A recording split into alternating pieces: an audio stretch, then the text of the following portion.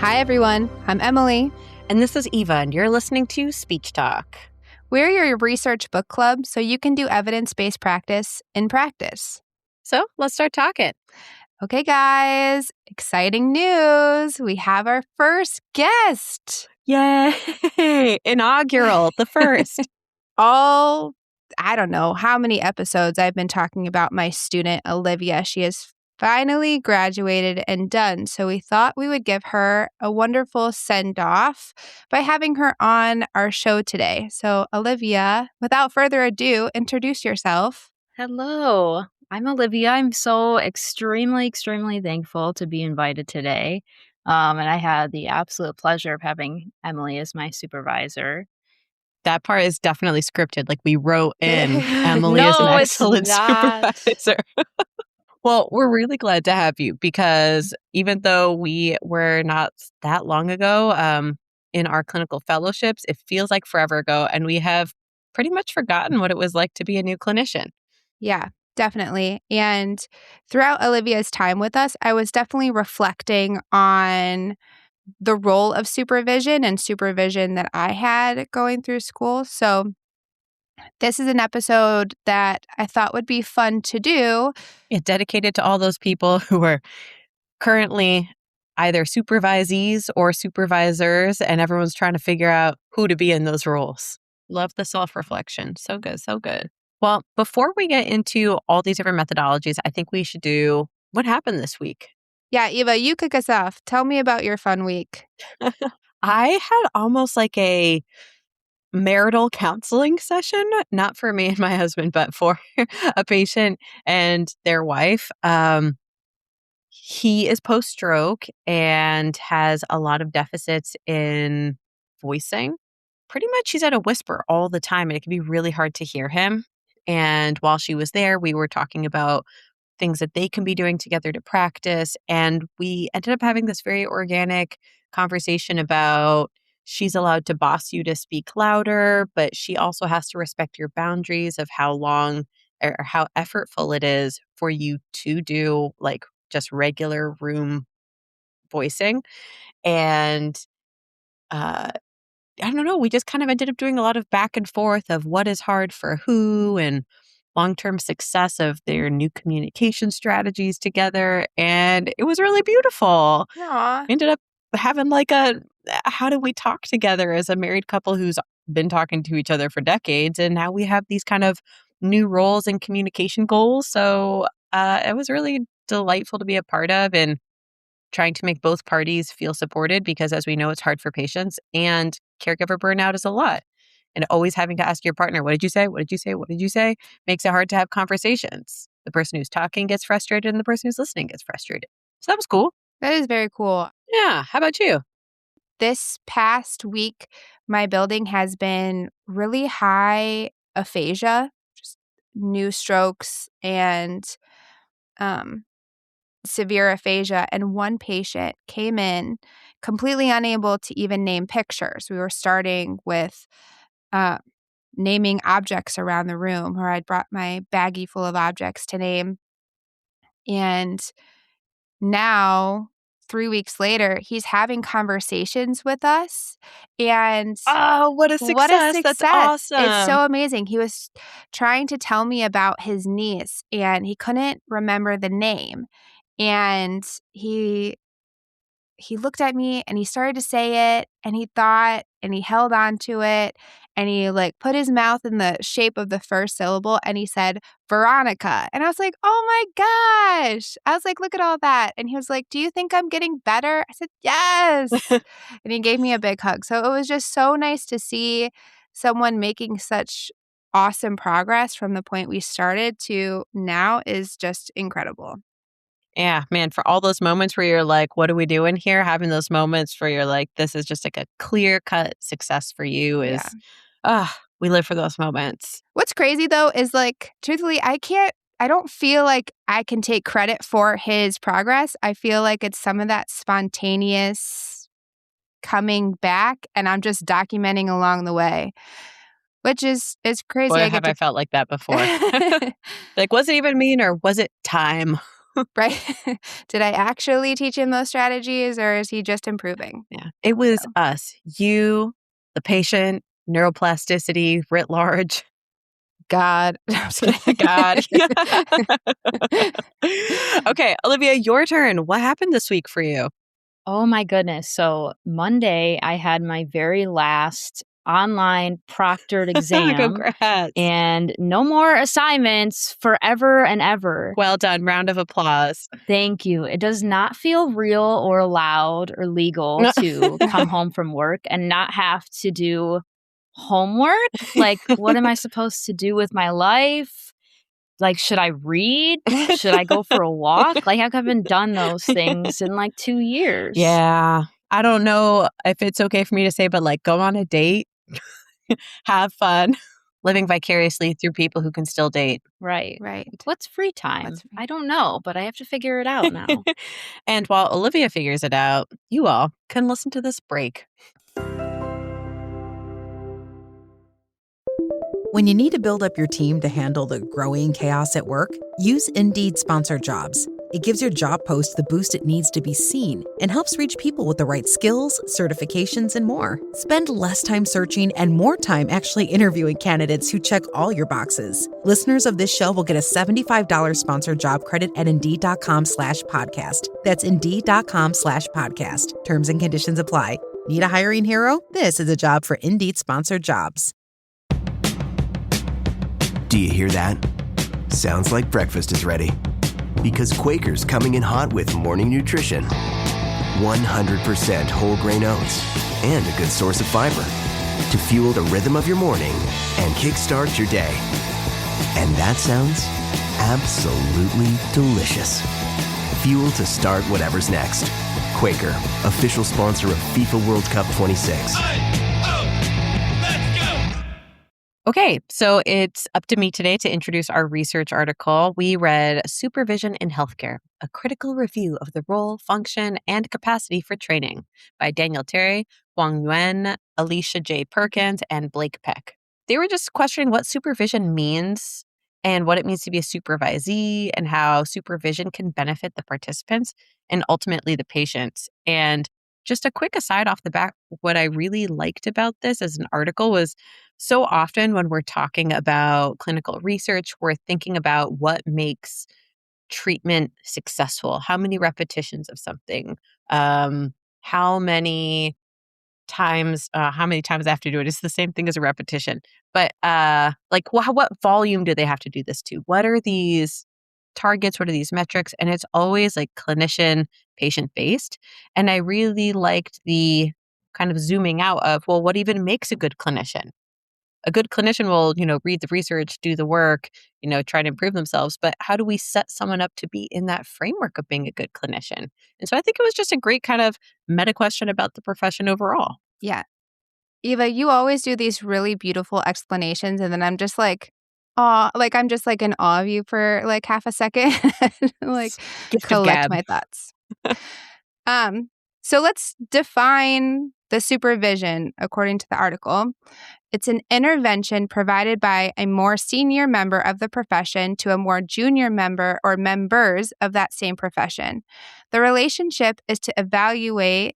It extends over time and has simultaneous purposes of enhancing the professional functioning of the more junior person or persons, monitoring the quality of professional services offered to the clients, and supervisors are serving as the gatekeeper for those who are entering the particular profession. Mm. Wow, I feel like I really just read a job description. And you, as the senior professional, will mentor the junior professional, extending over time and the simultaneous purpose of, I feel like I've signed that document. Well, and to turn it over to Olivia for a quick second, what were some of your expectations in terms of being that junior member when you kind of stepped into the office? I feel like it depended on the supervisor for sure. I feel like there were some supervisors that I've had that you could almost tell that they wanted you to do things like their way. Like if it was a placement, They might show you how they do therapy and you're observing, and it was almost like implied, like, okay, this is how you do it. And then there's other supervisors that let you explore a bit more. And then I've had other experiences where it's just, I don't know, do something, figure it out. It's more like just fly and maybe fall, hopefully not, but Sink or swim, baby. When we go through that definition, when it comes to supervision being defined as evaluative, ongoing, and gatekeeping, how does that definition make you feel? Mm. Well, I would say I take umbrage, fun word, with the idea of gatekeeping because in some ways I'm very frustrated by the concept that someone gets to decide whether or not you enter the profession because they can mark you down, right? They're like, nope, you didn't cut it. On the other hand, I'm like, well, I hope there's some sort of like quality standards of, people becoming qualified speech therapists. But you can't, it's so hard. Oh, I'm so annoyed because on the one hand, like you can't always have great supervisors and you can't have great supervisees all the time. You could be the Mhm, best teacher and someone just doesn't care. They're like just there to mhm, show up and leave when they can clock out and they're doing the bare minimum. It's sloppy. And so part of me is like, it doesn't matter how good of a teacher you are sometimes. And other times, it doesn't matter how good of a supervisee you are. You can show up every day, be pushing yourself, reading in your off time. Like, imagine the golden student, and your supervisor's like absent, doesn't care, is telling you things that are factually wrong. Just because you're a supervisor doesn't necessarily mean you're the greatest clinician. So mhm. I like the process of mentorship and I know that it can be flawed. And I hate the idea of someone like who's a bad clinician or a lazy supervisor, like marking someone down or not, like supporting their students. Yeah. The I definitely agree with that point that the word gatekeeping sounds very harsh to me, but I agree with you that there has to be some kind of um check in case something happens, but the responsibility of being a quote unquote gatekeeper should not be given freely to all clinicians. Like, that is not just because we have also passed school and also gotten our C's or whatever, have completed the 2 years, doesn't mean that we know all things and are appropriate in our job title to hold someone else's license in our hands. I would agree with those points as well. I think something that's really interesting about like the supervisor supervisee relationship is a lot of times, especially for externships, the student is with the supervisor like all day, every day during the week. And sometimes it doesn't even have to do with like the student's style or how well they're doing in therapy. Sometimes it's just like a personality, say, clash. So that can get kind of interesting. I love that how we're, like, so very naturally like, touching on all of the points of the research article. Yeah. I know. If only people could see like the bullet points that we're hitting on, like we're just bringing these things up. Well, Emily, why don't you move us into the different models of supervision? Because I think we're already there. We're like already transitioning in that direction. Right. We're there. So the text gives us 15 types of supervision models. One of the models that stood out to me was ethical-oriented supervision models. This one was a combination of management and counseling. Supervisees identify a problem, select relevant information, set priorities, develop action plans, and analyze reactions. So it's a lot of the supervisees doing the work based on evidence and ethical management of clients. Yeah. What I like about the kind of counseling aspect or mentorship aspect, and I don't know to what extent they wanted to imply that uh, the mentor has that role, but like you see hard stuff in our job. And having somebody who can hear that, and granted, they're not your therapist, but at least be able to acknowledge that to you is so important. I had a supervisor who I had told I was having a hard day. I had just found my first deceased patient. And they were like, okay, did you revise your notes and the corrections I sent you? And I was like, I literally just found a dead person, and it was somebody who I'd been treating. That was hard for me. Maybe I can get like a 20-minute block to process that. I don't know. And, some people probably have the opinion in medicine that's like, move on.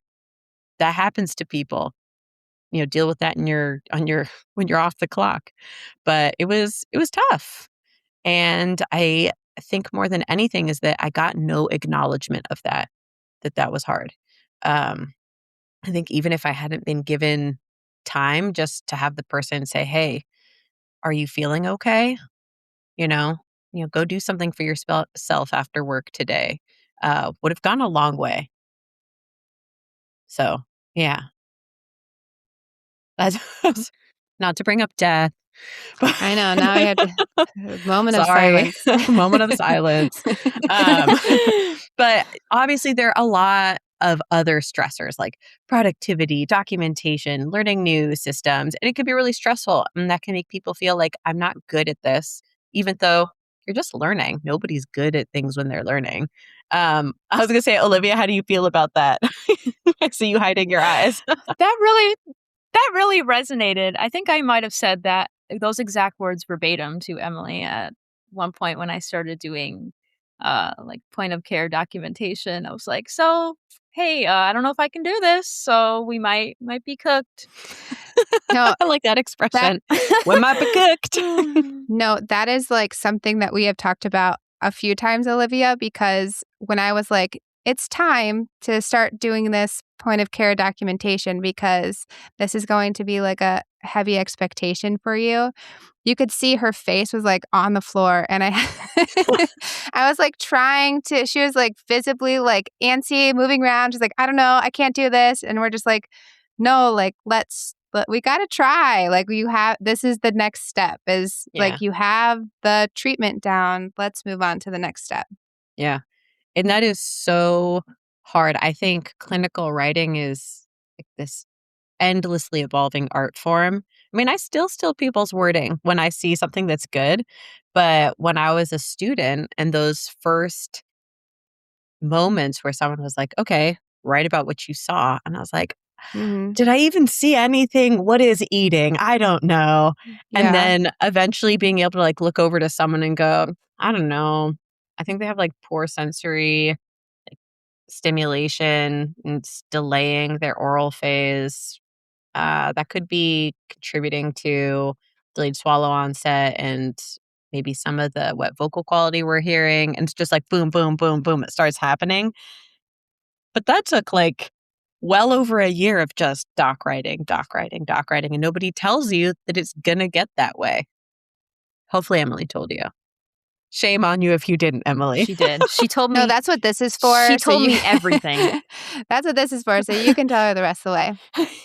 That was just one type of supervision. There's 15 types. And then the article goes into, I think, 15 different themes that were present in all of the types outlined in the article. And we're going to go through each of them. We've definitely touched on some of them already.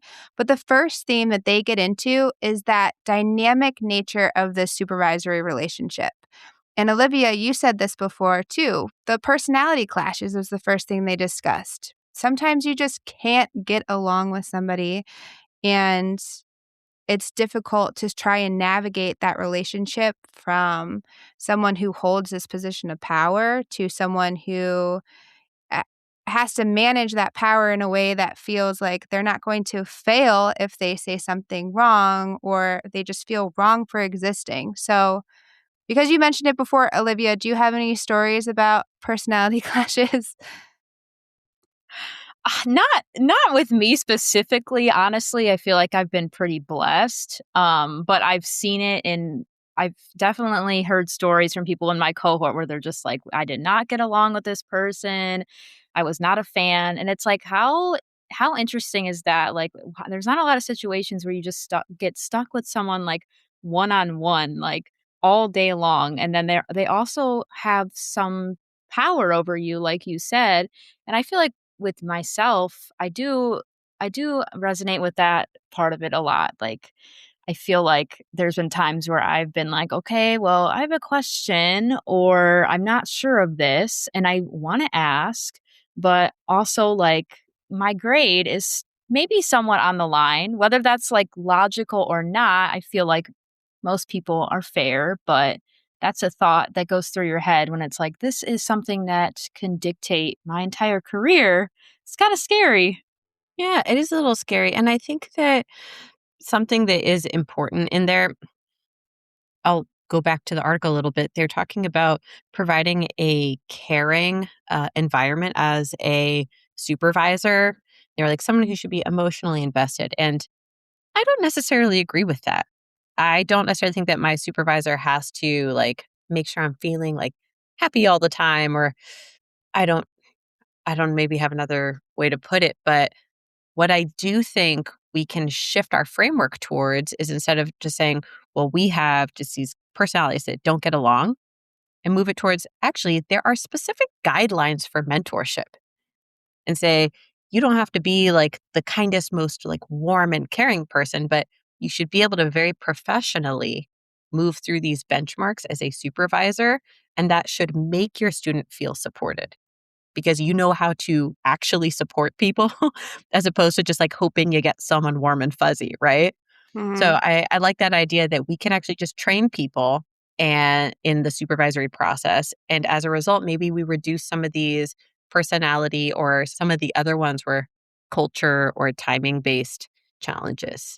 Let's talk about those too, right? Culture. We all come from a different culture, a different background, different scenarios, different upbringings, and that very much comes through in how we present ourselves as people and clinicians and how we connect to our clients. And I think this culture part is very important in considering how we show up for our supervisees and understanding how their culture might impact their position as a supervisee or how they would show up differently in that almost subordinate role for a while. Eva, did you feel like culturally you had any of that going into your supervisions?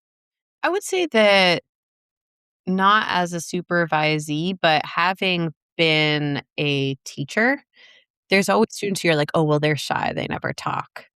Or they just accept everything that I say, and hopefully I'm giving them the right information. But it's really important when students, or in this case, supervisees, can call you and be like, hey, actually, I don't think that's right. We can't be right 100% of the time.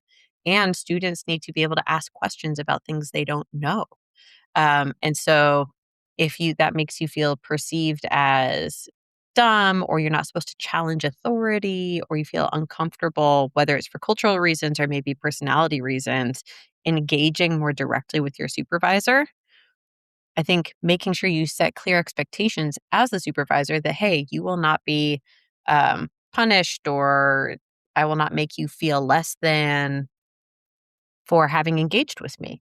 This is your learning experience. You get to take ownership of that. And I'm supporting you in that ownership by letting you know it's okay.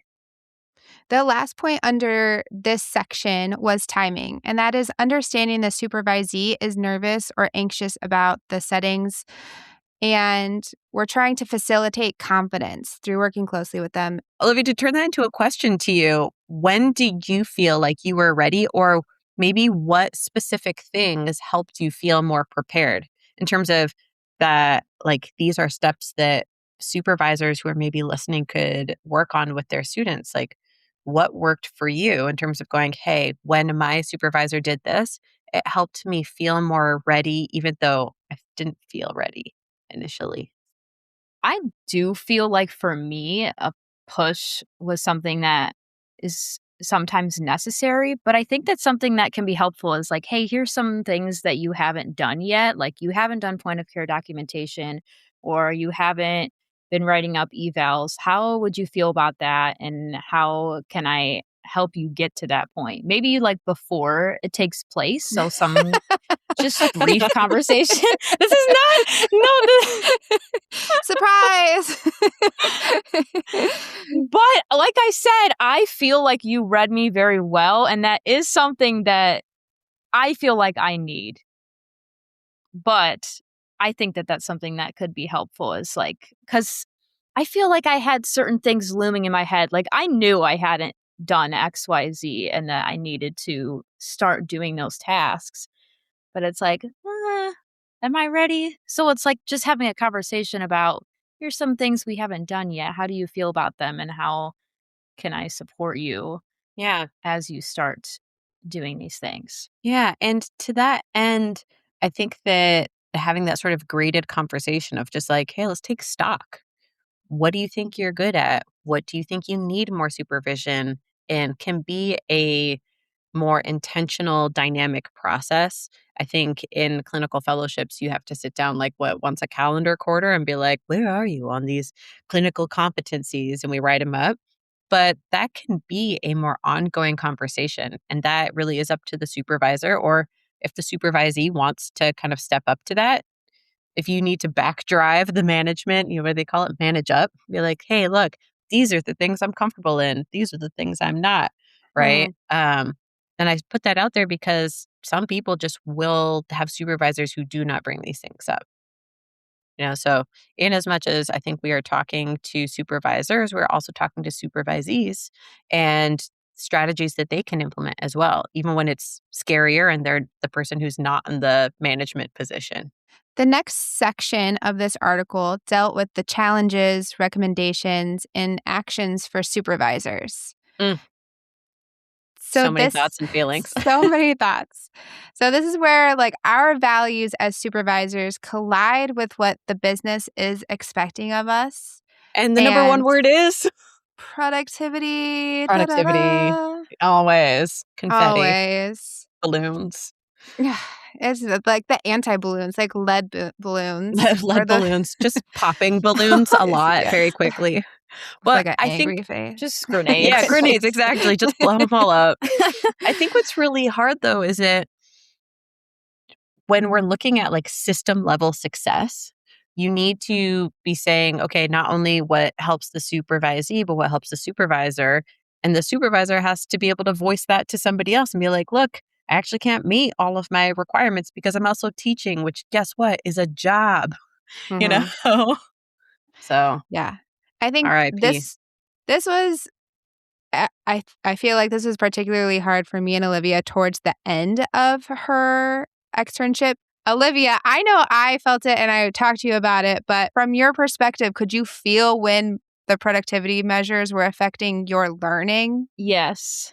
And then when the product, if it was not, I felt bad when it wasn't high. I'm like, dang, that's because of me, little student, messing up their productivity. But yes, it's it's difficult to have conversations and learn new things instead of just going room to room to room, which is what seems to be expected. Mm-hmm. It makes it more challenging when it's so fast paced to sit there and have these, beautiful conversations all day about how was that session? It just can't really happen. I know. I think it's almost the expectation in the sniff world is that we do all the treats on the clock and then we're supposed to clock out or something to have these conversations. So it's donated time almost, which is not cool. And in a sustainable mentorship process, that time is given to you. Mm-hmm. You are given a 30-minute block to have a conversation and debrief and review what needs to be reviewed, to discuss potential limitations, strategies for being more successful, point people in the direction of research or appropriate treatment methodologies. And you can't do that on the fly. You have to be able to sit down and look at those things. God forbid you sit down. Yeah, God forbid. We don't sit. I have a desk that rolls everywhere with me. We don't sit. Yeah, that goes into the next part, which was the required elements of supervision, which was awareness, planning, communication, and modeling. And that planning, this article mostly talked about planning your sessions, but I thought that was something that I was very introspective about because that's something I would have liked to do, Eva, was plan more with my direct supervisor and the regional about what supervision would actually look like, what a feasible productivity measure would be. So they weren't trying to have conversations on the back end with me about why things are the way they are. Yeah. Olivia, did you get this talk from like the building or something like that where they're like, oh, don't worry, we understand you're a student and we're going to be giving you lots of time to get up to productivity, like 3 weeks. Were you ever given a talk like No, that? I think Emily Emily gave you I that think talk? Emily just got the brunt of she just got the brunt of everything. I didn't.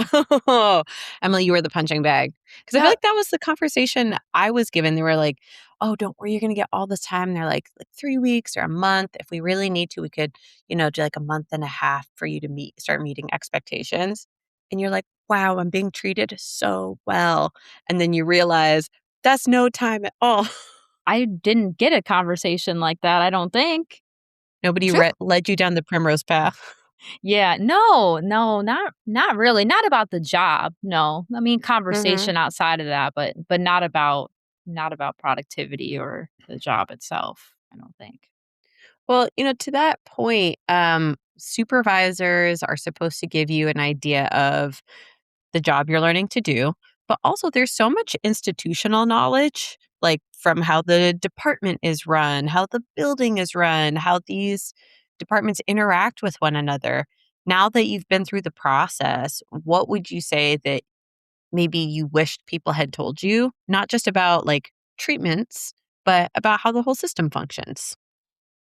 I think that something that was very wired into my brain in school was that everything needs to be finished, like everything needs to be completed. And I feel like even at our site, Emily, there were times when I could have just stopped a treatment or something was going on, but like in my mind it's like if I don't finish this task, then I'm going to get points off or it has to be completed.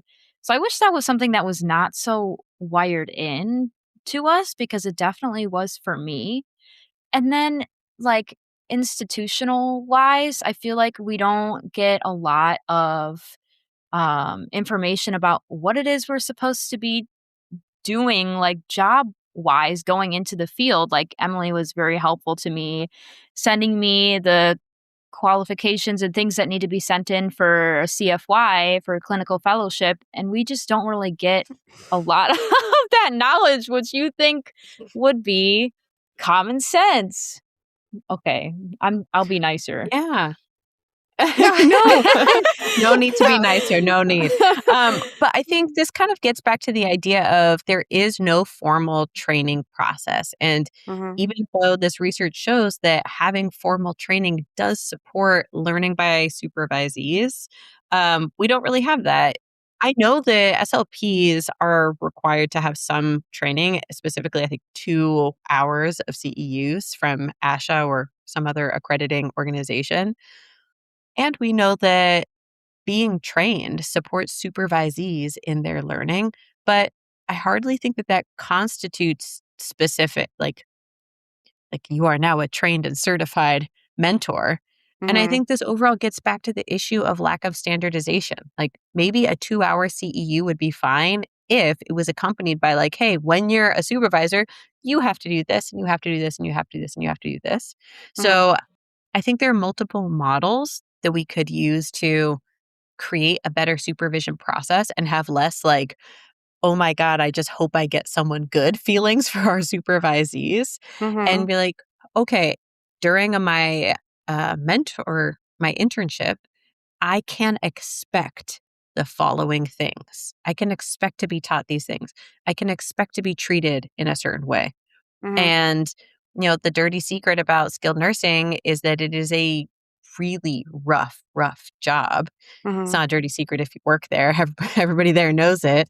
And so having this space where you are not only learning and kind of dealing with this like evolving ethical situation where you're practicing on people as you're learning and trying to be good at your job and potentially not having any support, that's hard.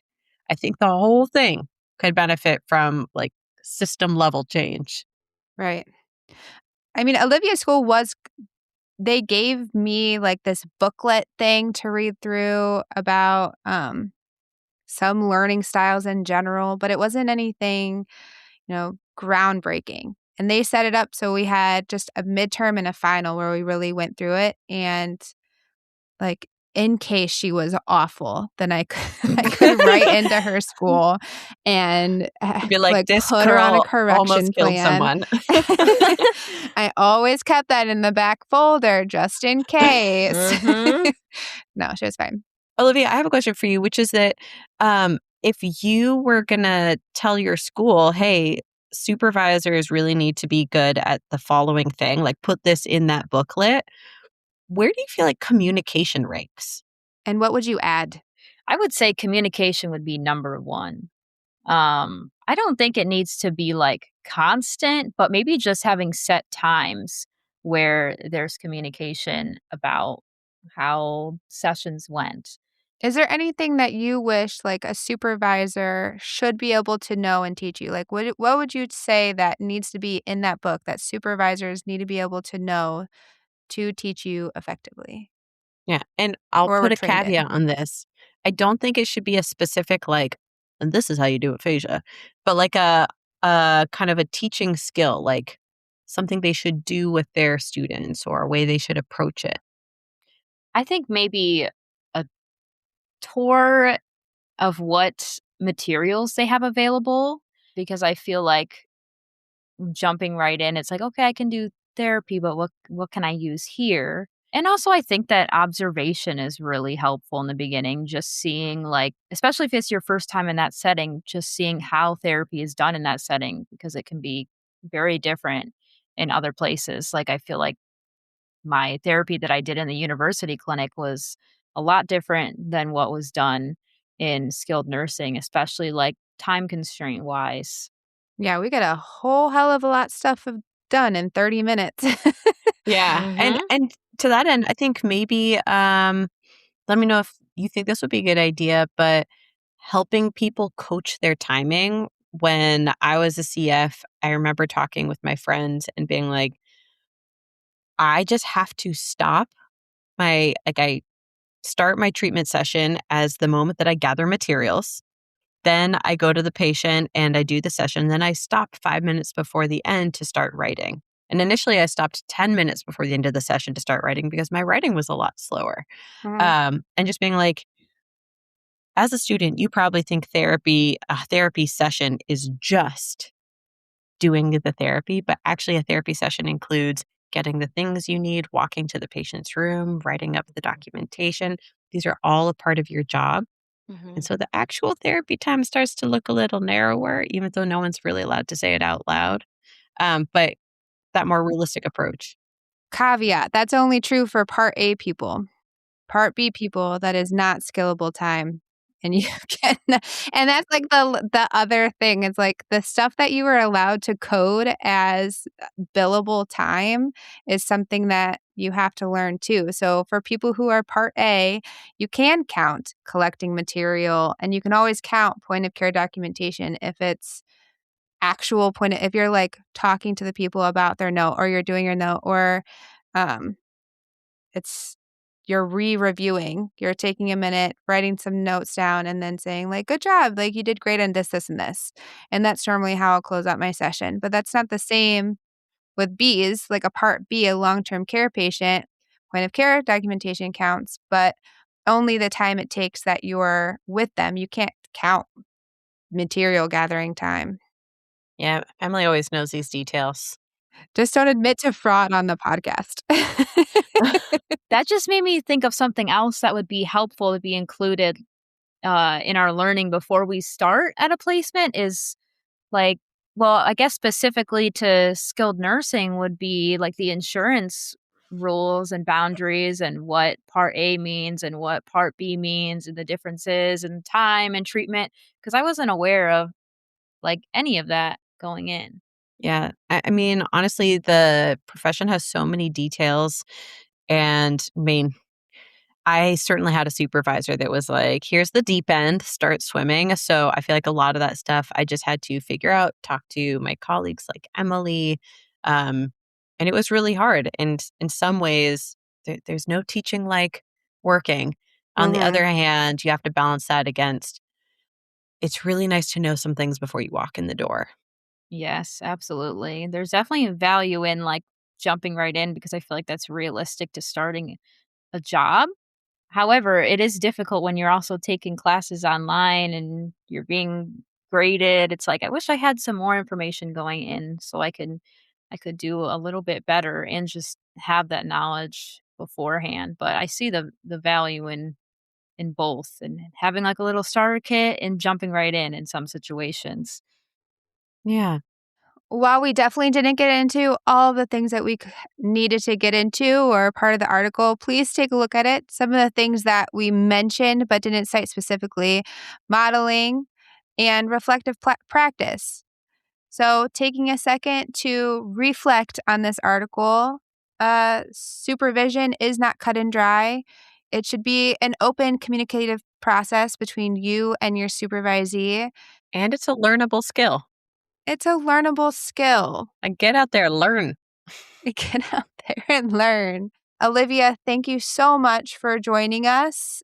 It was a pleasure having you as a student and having you now on the podcast or as our very first guest. Yeah, thanks for breaking the seal on that. We haven't figured out how to get anyone on here yet, so thank you for being our very first. Thank you so much for having me. Thank you. And to everybody else, we'll see you next time. Same place, same supportive strategies. Bye. You've been listening to Speech Talk. Thank you, everyone, for coming to listen to our research book club. Until next time, keep learning and leading with research. If you like this episode and you want to give us some love, please rate us on your favorite podcasting app. Leave a review and tell the world, because as podcasters, our love language is in positive affirmations. And if you like listening to us, you may like more podcasts from our network, Human Content, like How to Be Patient, Bendy Bodies, Knock Knock High with the Glockenfleckens, and Psychiatry Bootcamp. If you have a research topic you want us to cover, or you have episode comments, clinical experience you want to share, or just want to send us some love letters, send us an email at hello@speechtalkpod.com. If you want even more Speech Talk content, check out our website at speechtalkpod.com, where you can find all of our resources we made for you, copies of articles covered, and Eva's blog following these topics and more. We're your hosts, Eva Johnson and Emily Brady. Our editor and engineer is Andrew Sims. Our music is by Omar Ben-Zvi. Our executive producers are Aaron Corney, Rob Goldman, and Shanti Brook. To learn about Speech Talk's program disclaimer and ethics policy, verification and licensing terms, and HIPAA release terms, you can go to speechtalkpod.com/disclaimers. Speech Talk is a proud member of the Human Content Podcast Network.